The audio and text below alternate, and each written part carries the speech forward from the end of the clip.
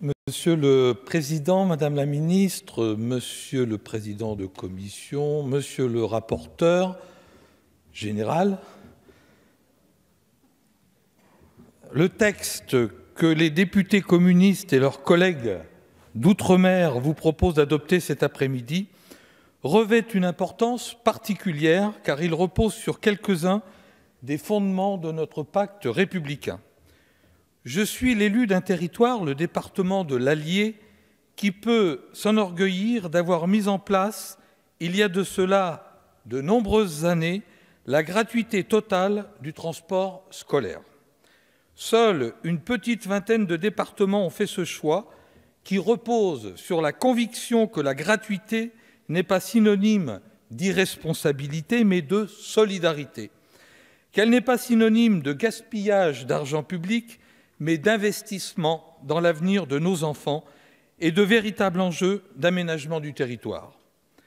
La gratuité a aujourd'hui mauvaise presse parmi les décideurs publics.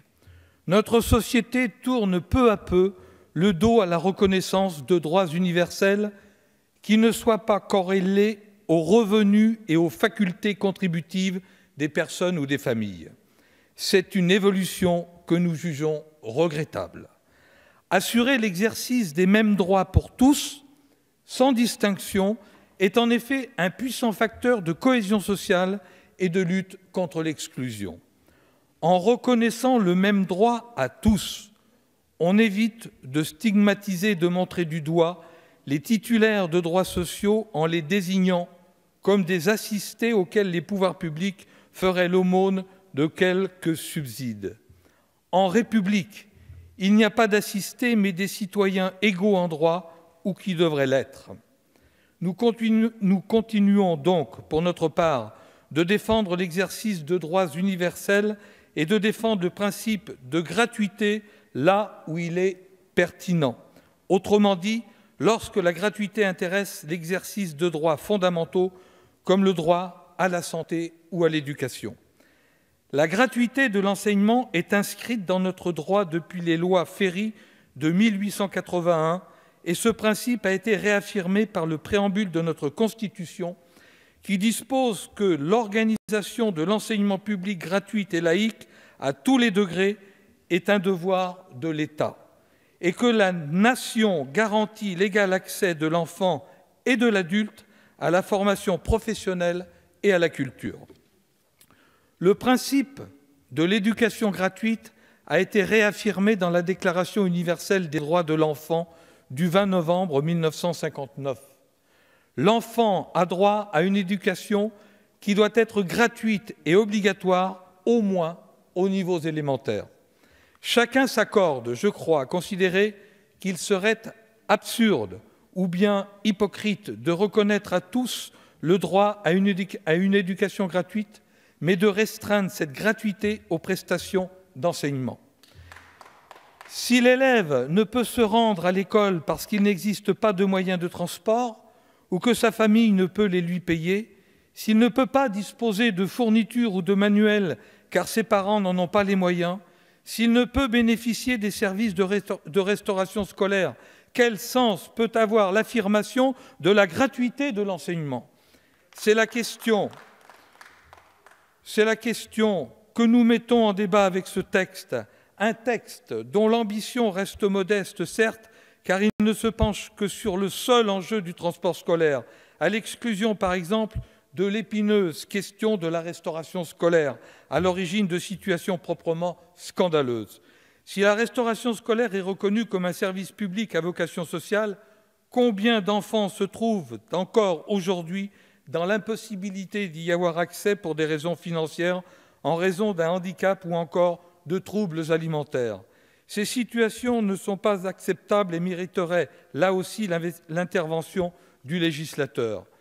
S'agissant des transports, il paraît difficile de justifier qu'en fonction des territoires où résident leurs familles, certains enfants bénéficient de la gratuité ou bien, au contraire, doivent rejoindre l'école moyennant le versement par leur famille de 200 ou 300 € par an.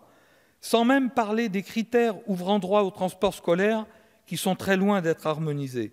85% des départements ont ainsi établi un seuil de 3 km entre le domicile et l'établissement pour ouvrir droit au transport scolaire.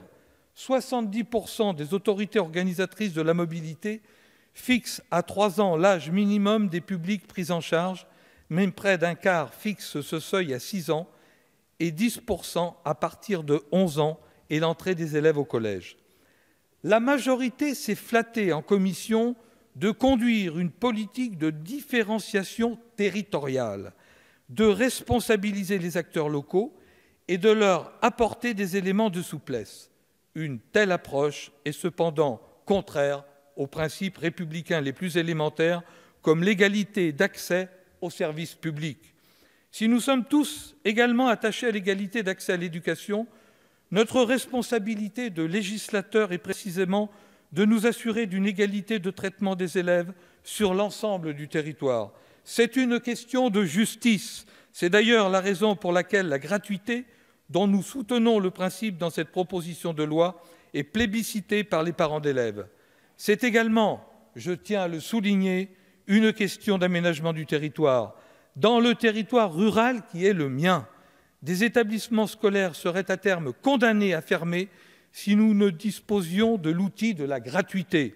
Sans gratuité des transports scolaires, beaucoup de parents seraient tentés de scolariser leurs enfants sur leur lieu de travail, souvent en ville, contribuant ainsi à la dévitalisation des territoires ruraux.